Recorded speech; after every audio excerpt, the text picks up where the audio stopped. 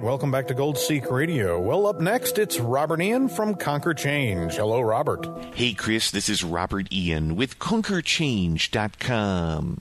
Since the credit collapse began in 2008, we've had one bailout after another, including TARP, TALF, TAF, QE1, QE2, and many other versions of financial alphabet soup, all of which, in one way, shape, or form, have printed and thus borrowed money from our future production.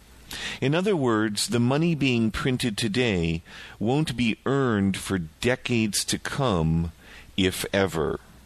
Since the alphabet soup routine has grown cold, the Federal Reserve on Wednesday decided to invoke their chubby checker policy, known as Operation Twist. The twist, as performed by Chubby Checker, is a toe-tapping, feel-good, I-want-to-get-up-and-dance kind of song.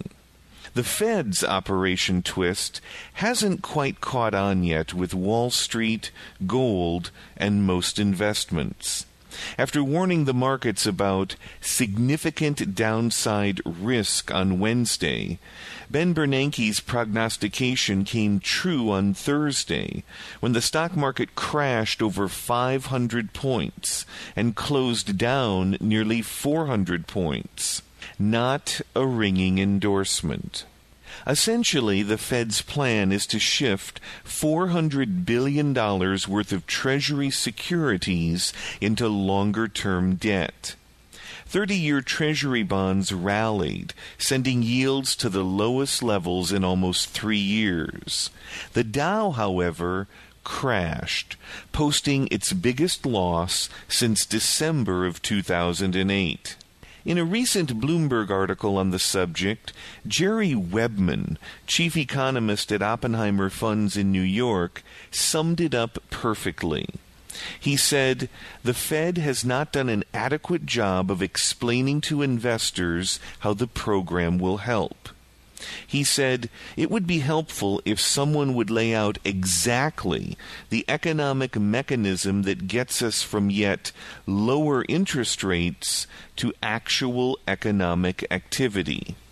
He finished by saying, "Tell us why this is supposed to work, because we're missing something here. The market is obviously missing something here." What the market was missing, as of Thursday, was another 391 points. Gold was down, but I expect not for long. Politicians will no doubt get antsy as we head into a major election year.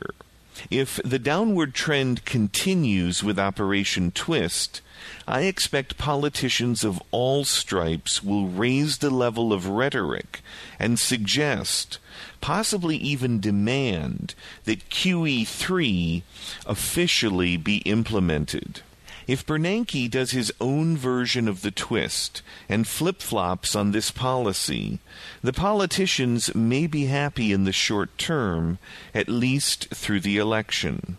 After which, some will claim the Fed has lost its independence and demand a replacement for Bernanke. If, on the other hand, he holds fast and does not implement some kind of QE3, and the markets continue to slide through the elections, he will likely be replaced for bad monetary policy. Either way, it doesn't look good for Uncle Ben or the economy. Gold has taken 2 steps forward and 1 step back. That pattern, over time, is still moving forward, just like it has throughout this past decade. When the smoke finally clears from this latest assault, I believe at the end of the day, all roads still lead to gold. And until next time, this is Robert Ian with ConquerChange.com. Thanks, Chris. Thanks, Robert, for another excellent report. Well, on behalf of the entire GoldSeek.com crew, including Chris Mullen and Peter Spina, I want to wish you a very safe and profitable week ahead. Until we talk again, thanks for listening.